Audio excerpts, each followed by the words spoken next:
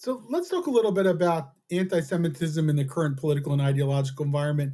I mean, there are people who don't think that anti Semitism is on the rise. I think that there's a pretty good case that it is in certain ways, in certain sectors. What might be driving that? What in the political and ideological environment is driving that, whether it's the traditional right wing variety or the more novel left wing variety?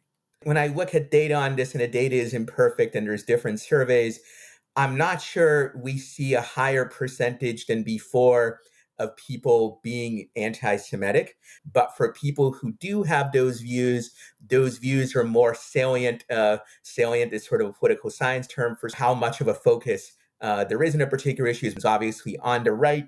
There's a long historical connection between nationalism and anti-Semitism, and to the extent that certain kinds of nationalistic and xenophobic views are more salient, you would see more right-wing anti-Semitism, not in the sense that more right-wingers are anti-Semitic than they used to be, but that those who are or who have some anti-Semitic prejudices, they're more likely to be visible. On the left, obviously the Gaza war has highlighted this, but also the greater visibility of sort of the campus and intellectual far left, which, as I mentioned before, has its own distinctive type of anti-Semitism. It's not so much that more people are anti-Semitic, but that it's just that those who are, it's more salient. So an increase in saliency can still be bad, even if it doesn't lead to very much of an increase in sort of the overall percentage of people who are anti-Semitic. But of course, it becoming more salient is still painful and scary, for Jews.